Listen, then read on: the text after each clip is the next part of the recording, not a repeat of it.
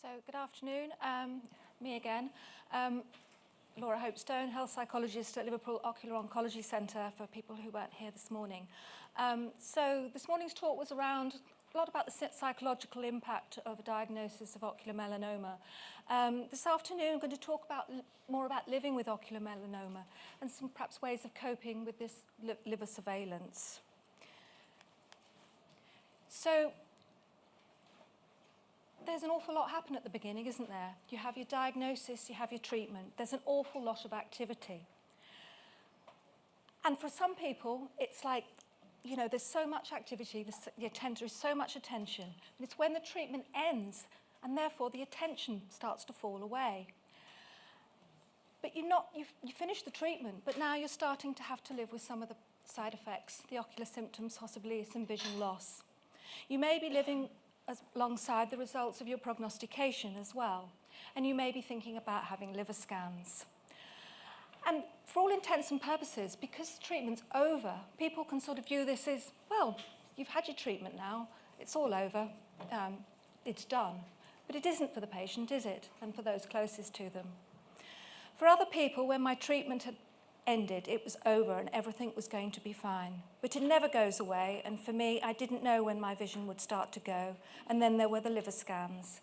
And that's a woman who had proton beam radiotherapy. She had a prognostic biopsy. She was found to be of medium to high risk and was undergoing liver surveillance up in Clatterbridge. And as I say, it was about other people's reactions to her treatment ending. I mentioned this morning about the radiotherapy only being a few days. And it's like, well, you look fine to me now, so, you know, everything should be fine. But it's actually often when the treatment ends that people can actually start to feel anxious again. And they can feel anxious and emotional as very much as the way they started at the beginning. Sometimes when treatment ends, people have a lot more time to think about things. They start to reflect on what they've gone through. And that can bring up and expose a lot of emotions and a lot of uncertainties. And these can be very, very powerful. And it's this expectation, not just of the patients themselves, but of their family members and people closest to them, and employers, colleagues, that you have to move on. You have to get back to where it was before. And patients really strive for this. I just want to go back to normal. I want to go back the way it was before. But it's never going to be exactly the same, is it? For some people, life has changed forever. And it's like the ground under your feet isn't as stable as you first thought. And we talked about that with regards to the adjustment process. Whilst you're forming this new mental map of yourself, it's a changeable thing. So one of the difficulties people have is the sort of side effects that you can experience following the treatment, obviously depending on what treatment modality. Visual loss, so for people who, whether they've had an enucleation or not, a lot of people will get a degree of visual loss. So we have to develop sort of new ways of doing things, perhaps, sort of compensatory and adaptive strategies. And that could be just really simple things, like where the furniture is in the lounge, how to go about things. Don't put heavy stuff up in the top cupboards in kitchens. It won't end well. So there's those sorts of things that you think, oh, and it can get frustrating, because I didn't used to be like this. I used to be able to do this. But you need to make life easier for yourself. You don't need to make it harder. There's also the ongoing ocular treatment. So people who are coming up for Avastin injections. It's not nice. And why would you want to volunteer for that? But it is part of the process, unfortunately. You've had your primary treatment and it's going to work, but you're still having to come back. So people can get very anxious and distressed around those appointments, not just around the actual injection, but to the actual coming back to the centre that they were first diagnosed. It can bring up things, it can expose feelings. So with patients who I find that do have problems with anxiety around procedures, we can do some relaxation techniques and also some visualization techniques. And they're not particularly complex, but it's helpful for someone to talk you through them. And there's some ones just to calm everything down, just to make sure everyone was just press pause on things and get you a bit more relaxed. Another thing that I mentioned earlier And based on our studies at Liverpool, so we looked at phantom eye syndrome, as I mentioned before. And I mentioned that people have all sorts of different sensations. They can have visual hallucinations, they can see people, they can see scenes. Some people have like this constant kaleidoscope. And for other people, they can experience what's called visual synesthesia. So that's when a visual sensation will spontaneously happen on the sound at a very loud, it could be a loud sound, but it could be like voices or a crowd. So recently had a couple of patients who've actually experienced this. And what we've done with them is to sort of notice what are the triggers, what makes it worse. So it's like any ocular symptom, really. You can think about, why is my eye really irritating me today? Why is it watering? And you start attending to it, and you start thinking about it. And so sometimes it's be when you're actually feeling stressed, when you're feeling tired, when people are making demands on you and you just don't feel like meeting those demands. The other thing people find difficulty when they're sort of getting through this is they often have appearance concerns, and interactions with others can be quite difficult. And sometimes people have to sort of learn how to deal with sort of perhaps unwanted attention and intrusive questions. Some people are quite frankly rude, and you don't really want their responses because you're only just coming to terms with all this. As I say, this is a process. It's maybe 6 months out, it might be a year out, but you've still had that treatment. And Changing Faces is an organisation which I found really helpful for patients. It's around building confidence in interacting with others. They have some really good downloadable PDFs. So if people do find that difficult, it really does speak to that, sort of how to build your confidence around interacting with others. And you can also have a few stock phrases up your sleeve. So somebody asks you how you are, and you really just don't want to tell them. Thank you for your concern, but quite frankly, I'm tired of talking about it. It's done. And they won't ask again. You can do it in a nice way. It's obviously, I think that's resonated. Okay. But if that is a problem, as I say, Changing Faces is a really good organisation. Okay, so moving on to perhaps the body of this afternoon's talk. It's the coping with the liver scans. And liver scans, friend or foe. We know that fear of cancer recurrence is the most common concern for patients. And when I talk about fear and when I talk about worry, they're sort of interchangeable words, and I'll probably focus more on worry now. And it can be intense, and it can be debilitating, and it can affect your relationships, and it can affect your ability to concentrate and to get on with your life. And it can affect, as I say, your close relationships with people because you're anxious, you're worried, you're thinking about this scan, it's looming. We at Liverpool were concerned that people were worrying a lot. I was getting a few referrals across from Clatterbridge, who patients tend to be at higher risk there and under an oncologist. And I was getting quite a few of these people who were seemed to be constantly worrying. So we thought we'd better have a look just to see what's happening at Liverpool. We did a small service evaluation because we scan patients at Liverpool who, for different reasons, some of it is because there has been an inconclusive biopsy result, maybe because they're local, maybe because their scan can't be done locally, or maybe they're not high enough risk to warrant being under an oncologist. So we just kept it in-house, as it were. And what we found is, generally speaking, that most people were okay. They did worry, and they worried. They started to worry around about 6 weeks before the scan, and then it sort of built up. And there were triggers to that worry. There were the letter on the door mat, the reminder in the phone. Something's happening here, and it's starting to loom. And people described feeling anxious, terrified, worried. But what we did find is, what we wanted to do is see, how is this worry persisting? Are they distressed throughout the whole of the 6 months that they're waiting for the next scan? And actually, for the majority of patients, they didn't worry in the period in the middle of the scans. Straight after the scan, clear result, relief, if indeed there is a clear result. It makes it worse if patients then have to have perhaps a follow-up scan 3 months later because something's been found. Patients did find it difficult, and we talked about touched on this earlier, around living in these sort of 6-month futures. And we found this in previous studies as well when we've looked at the psychological effects of prognostication and being on liver screening programs, is that people thought about this. I can plan for the next 6 months and I don't want to plan afterwards. And they're doing it in these, yourselves may be doing it, in these 6-month chunks.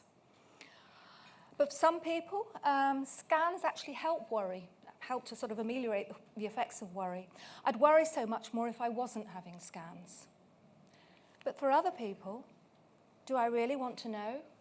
Or do I just want to live out my last days like I would normally? I'm in turmoil whether I do really want to know. And interestingly, this patient wasn't under an oncologist.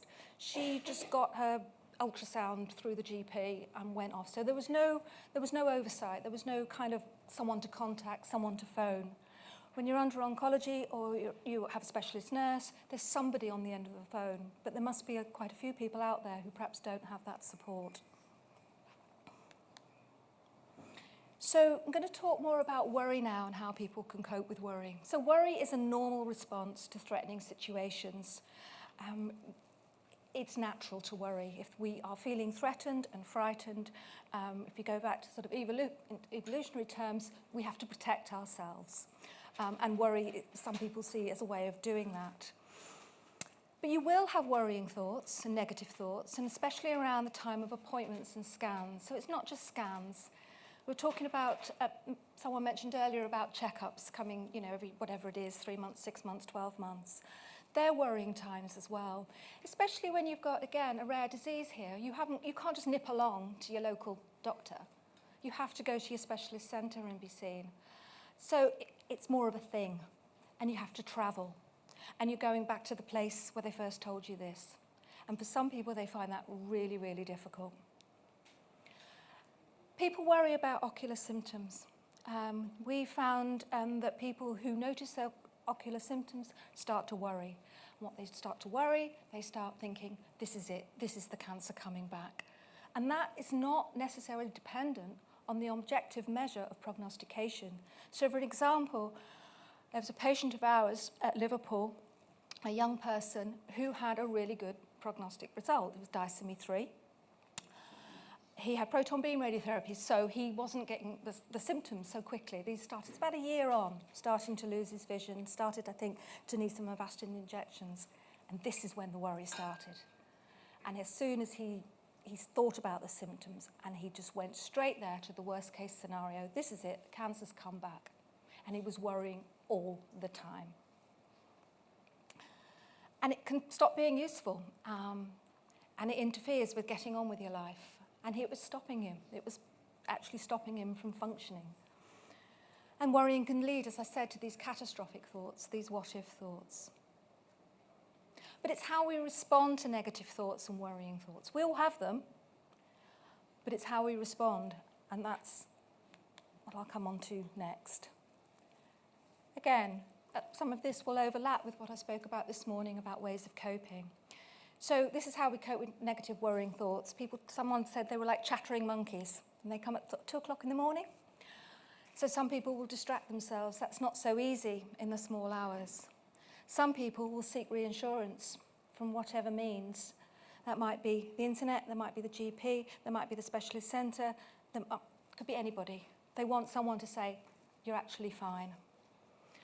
And when people start to worry, and I talked about the ocular symptoms, people start to notice things, aches and pains. You had aches and pains before, but these become bigger.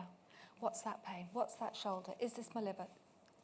And then we notice these and we start to worry, and we get a hold of those thoughts, and we start running with those thoughts, and we start avoiding people because actually I need to spend some time worrying now. Or other people try to say, right, okay, I'm going to put it in a box. I'm going to put it in a box, I'm going to put it there. Okay, still there. The trouble is when we interact with our negative thoughts, when we keep running with them, when we try and do things with them and shove them away, what do we create? We create distress, we create sadness, anxiety and fear. You go over something enough in your mind, you'll upset yourself. Or you could just leave the thought alone, notice it, and let it pass.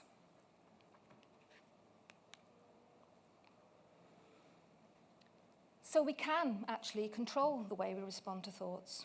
We think we can't, and it's not easy, because we've all done it.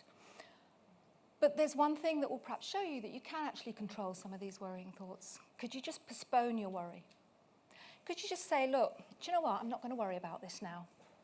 I'm going to worry about it at 6 o'clock. I'm going to have 20 minutes of worrying time at 6 o'clock. That's what I'm going to do. And do you know what happens? 6 o'clock comes. Don't worry. No worrying.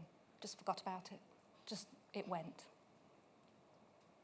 You can shelve what's called sort of unproductive worry. Again, this is from James Brennan's work, who I mentioned earlier. A lot of people will focus on the worst case scenario, and I mentioned that earlier and a few times in these presentations. We focus on a snapshot of an imagined future. And it might be, that might be the future, but there might be other scenarios as well, and you can sometimes pull back.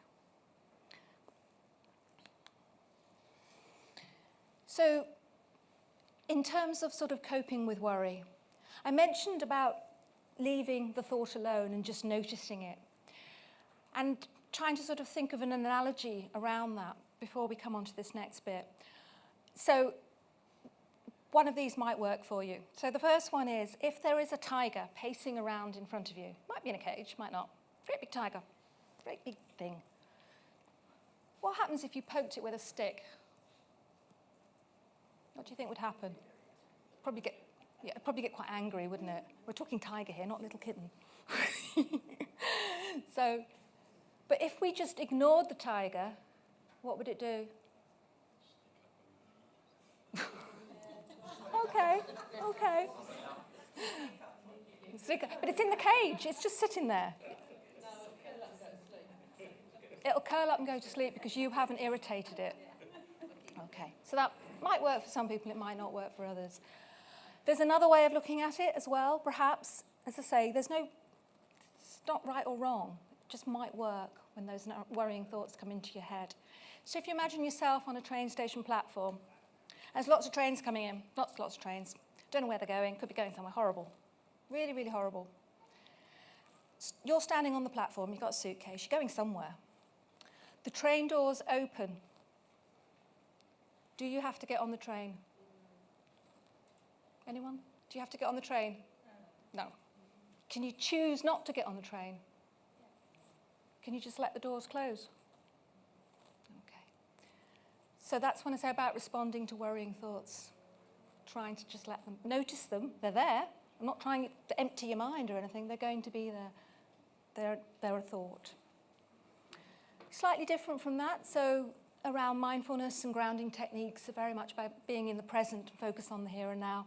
I don't pretend to know a great deal about mindfulness, so I'm not going to go sort of talk about it really in any detail. But there's also some grounding techniques that people can use when those thoughts do get a hold, and they do, don't they? They're, as I say, they're like the chattering monkeys or the bees buzzing around your head at 4 o'clock in the morning. So there's a technique called drop the anchor. So if you imagine yourself in a sort of really turbulent ocean and you're being flung about from all sides, lightning, thunder, they're all your thoughts, that's all that turmoil you're in. So what we do is just try to focus yourself and ground yourself and notice what's going on around you. What can you hear? What can you see? What can you smell? And it might be that you just remove yourself from the bedroom and go and sit downstairs and do that. And that can press pause on your thoughts. Activities and re-engaging with all the things that you want to do, actually getting on with your life and not having this worry constantly plaguing you. And also asking for help. You know, it's not easy, is it, to say, actually, do you know what, I could do with some help with this, because I am so tired of these thoughts. So sometimes people do need a helping hand. And as I mentioned earlier, the Health Psychology Service was established by Professor D'Amato back in 2004, and because we wanted to meet the needs, the psychological needs of the patient, not just the clinical needs. And it's offered to everybody who comes through our service. Everyone is offered a routine appointment by phone, in person, everyone's offered it. It's not always, people don't always take it up, and that's fine. And also patients can be referred to me. And I'll carry out an assessment and identify the main concerns and challenges. And from there, I can intervene which is an intervention that's tailored to specific needs. So if it's around worry, there's something we can do there. If it's around compensatory and adaptive strategies when dealing with ocular symptoms, we can do some work there. But again, as I said earlier, it's not in a vacuum. Do take into account the context of what people are going through at the same time as having all this happen. So some of the things I say, coping with worry, adjustment difficulties. People describe feeling quite stuck. They don't feel like they're moving on. Appearance concerns I mentioned earlier, and a sort of fear of cancer recurrence as well. So that's all very well, but does it work? So this is just, as I say, this is a snapshot of just how things might help. So these are 43 individual referred patients, and so they either referred themselves, so these aren't people just diagnosed necessarily. These are the people who've referred themselves or been referred by a clinician. And we measure their anxiety and depression on the Hospital Anxiety and Depression Scale, which is well validated in cancer populations. And it's been a sort of mainstay of our assessment. It's one of the best measures of what's sometimes termed as emotional distress. So you can see that prior to, so there's a scale of 0 to 21, and the threshold for what's called clinically relevant anxiety or depression is 8. So you'll see that the people here, prior to any intervention, mean values were 11.42. So there was distress there. And then following the intervention, which could be as little as 2 or 3 sessions, maybe more, then the anxiety comes down below threshold. We tend to see more anxiety than depression. The depression tends to be when people are a little bit further out from things and when they've got persistent emotional distress, and they can become quite depressed. But whilst they weren't reaching threshold when they were first referred, they still had the drop afterwards. So that's just sort of a raw measure, and that's what I use as an objective measure. But just saying that, it's not a measure on a distress thermometer or an anxiety scale doesn't necessarily mean there's distress. People have normal anxiety and worry, and they may score quite highly, but doesn't mean to say they haven't got psychological need. So I don't base my decision in collaboration with the patient to judge whether they need psychological support based on just a score. It's actually what they're saying to me. What's their psychological need? And it's not always directly related to the cancer.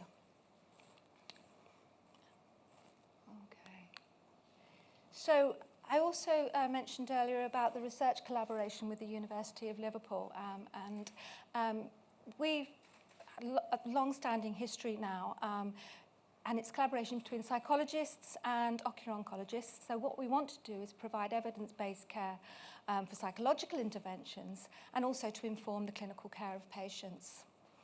So some of the things that we found over the last 10 years or so, we've looked at quality of life and mood over 2 years. And these are general findings, so this is not around individuals, this is around groups.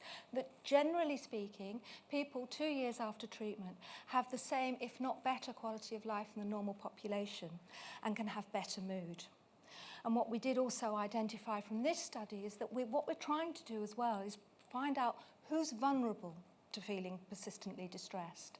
So we can find out what are the predictors of that. And one of the things we found is it tends to be, and again, generally, women and younger people are more prone to anxiety and depression 2 years after treatment. We've also looked at the effects of different treatments on quality of life. Recent work by Prof. D'Amato comparing enucleation with radiotherapy. And we've also had a collaboration comparing enucleation with proton beam radiotherapy for when there's a choice. So we can actually inform patients, well, look, this is what it's likely to feel like in 6 months' time, in a year's time. As I mentioned before, we've looked at phantom eye syndrome, and we're hoping to look at that on a sort of long-term basis. We only did a cross-sectional study, so we don't actually know what happens over time.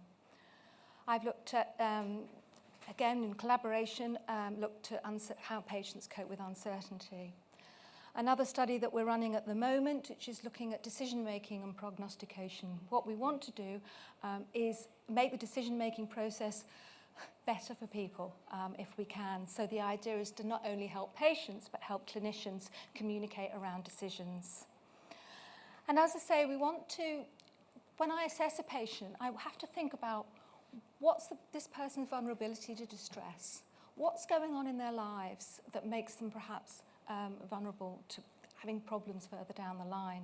So we've looked at predictors of anxiety and depression, and we are finding, surprise, surprise, ocular symptoms actually playing a part in all of this, and people worrying about recurrence. But what's interesting, we're moving on slightly now from that, because yes, we know that around 30%, 25 to 30%-ish of patients with cancer generally will experience persistent emotional distress, but others don't. And it's not dependent on their prognosis or their treatment or their age. It might be that, so we're now looking at the way people's psychological processes, and how people respond to worry and how people respond to their thoughts. So our next study is we will be looking at emotional distress in people with ocular tumours and looking to see if we can find any psychological processes that we can then intervene with. Some people will say, well, I have to worry. So they have very positive beliefs about worry. So there may be people who think they have to worry because it helps prepare them. So those are the sorts of processes that we're going to be looking at in collaboration with Peter Fisher, who's been developing metacognitive therapy, which is a type of psychological therapy for people with not only cancer but in other populations. So what we're keen to do is make sure that we keep on going. We're not resting on our laurels. We're thinking about what do we need to find out? How can we tailor our information, our interventions better, psychological interventions? How can we help people in clinic when they come up for their 6 months? What do they need at that point? What should we be alert to? And that's clinicians, psychologists, nurses, and everybody when they come. So the end of primary treatment isn't the end of the journey, as you all well know. And there will be these ongoing side effects, loss of vision or an eye, a constant reminder. And then, as we've mentioned, this continuing need for liver scans for those needing them. And fear of living alongside the fear of cancer recurrence, and it's a constant threat. And you're having to learn to manage and cope with worry. I've talked about perhaps find ways to re-engage with family, work, and social roles. And if we can spend less time worrying, we're going to be doing more of that. And recognising when to ask for help. And hopefully be kind to yourself and find calmer waters.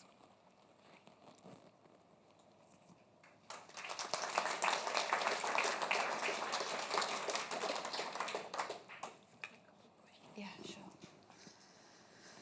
Thank you for that talk. And I think there's probably many parts in that talk that's resonated with everybody in the room over, different thoughts that we have, how to handle certain situations. So I'm guessing questions may not be sort of questions that we're going to do at the moment in Sligo. If anyone has any thoughts that they want to share, that we can do. I think this is a different type of topic. It's not sort of factual, it's not science-based, it's how we're feeling. So if anyone has any thoughts that they want to share with the group, you can just raise your hand. We do have actually some here. So. Yeah. I mean, I think I alluded to that earlier, didn't I? So people coming from, there's not just your local hospital, unless you live next door to Liverpool or Sheffield or Moorfields that you can just go to. You haven't got that point of contact. And you might go to a local ophthalmologist who doesn't really know that much and they don't quite know that you're there. So I think it is more anxiety inducing, absolutely. And I think when we spoke, it's probably clear on some of the calls that come through on the helpline, is that if people are finding it a difficult journey or dealing with aspects, how normal that is. And I think that it's sometimes, more unnatural if you are coping and just taking it all in your stride and all that type of stuff. So I think just part of that acceptance of knowing that actually, I'm not coping as well as I was a few days ago or something like that. But just knowing that those sort of feelings are normal. Yeah, and it's when you feel you're not, and that actually is not working for you, then that's probably the time to ask for help.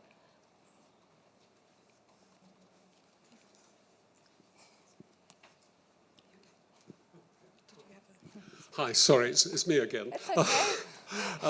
You wrote a paper recently, or at least perhaps a year or two, on the worry about recurrent disease.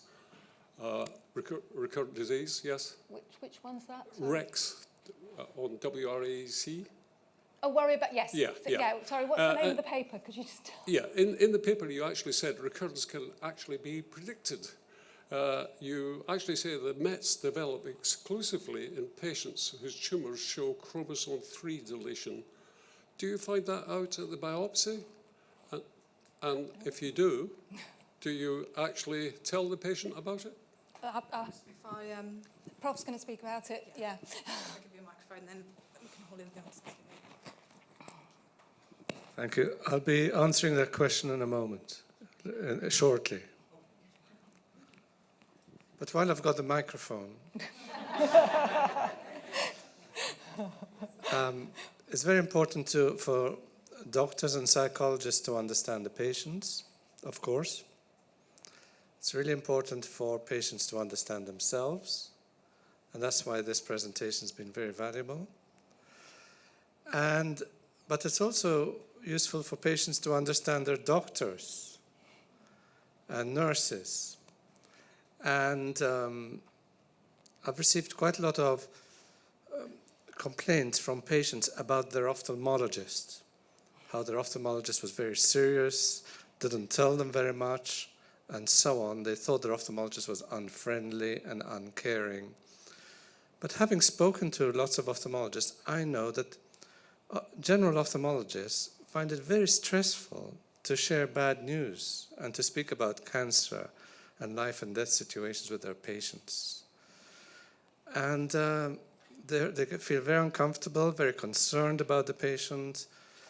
And I think quite often they're misunderstood, and the patients think they're uncaring, whereas really they're trying to suppress their emotions so that they don't, so they can perform the work in a dispassionate kind of work. So it's useful for patients to understand the people looking after them. With regards to oncologists, one of the processes, we don't just learn about cancer, but we learn about how patients feel, but we also learn about our own feelings and how to cope with our own feelings. So we can cope quite well. It's routine for us, but for general ophthalmologists, it's really difficult. And also, I just also wanted to say that in response to your, do we tell patients, and Prof. Marta's going to talk about that, we're pretty open in Liverpool, but what we don't do is we don't just leave people with a result. We continue the support, regardless of the result, because what we find, even people with a good prognosis may still have anxieties and worries. If they've got a poor prognosis, they might not have so many, and it's not always the objective risk. But what we do at Liverpool is we continue that support. We don't just let people, hopefully we don't just let people be if they can access help. So I think that's important to say, that if we're going to be honest with people and support them, then we need to be there for them.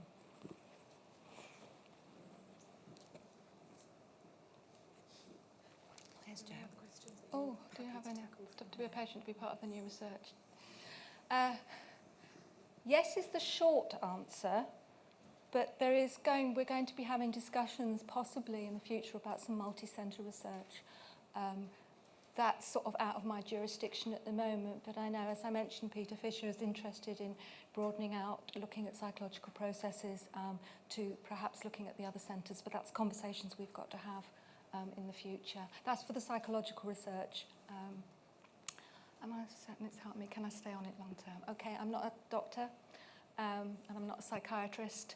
I think people, if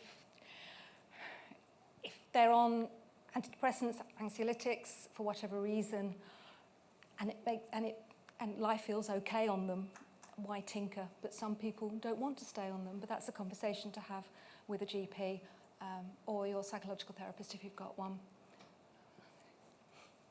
Okay, I don't think I can answer that one in a soundbite. As I said earlier, you've both got the same experience, but you're experiencing it differently. She is coping in her way, and she might need some help.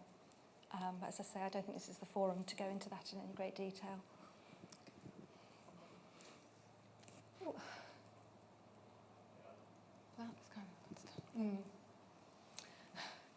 I don't think if anyone's actually experienced this themselves, they're never going to fully understand what you're going through. I suppose it depends on your individual clinician or person who's supporting you, how much empathy they can show. So, as I say, probably couldn't fully understand, but for those of us who've worked in oncology a long time, and I have most of my career, then I do perhaps understand to a degree, but I'm never going to see it from the patient's point of view completely, unless it happens to me. Hi, I loved both your talks, thought they were great. Do you feel that if you could get to patients almost at source as soon as they come in and start to give them information at a level at which they will actually understand, you might get rid of some of the worry, the anxiety? Or did you think that's possible, or is that a major step? I mean, I can only really speak from the Liverpool experience from that perspective, because our patients do get an awful lot of information. Some people say it's too much, some people say it's too complicated, but they're given the choice to read it or not. Patients are autonomous human beings. They can decide whether they read something.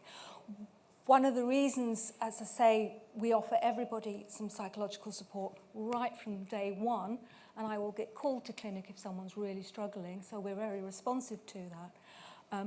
Then if you can get in early, you can hopefully ameliorate some of the effects later on, because you're dealing with things in the here and now, but also to recognise that it doesn't matter how much information you give someone. If they're going to worry, they're going to worry. What you want to be able to do is support them in that very acute phase, because it's very natural to do that. It's what we're worried about is them worrying persistently, and that's why health psychology is trying to do is get things early, like you said, and not wait and be reactive in a year's time when a patient's down the GP so low they can't function.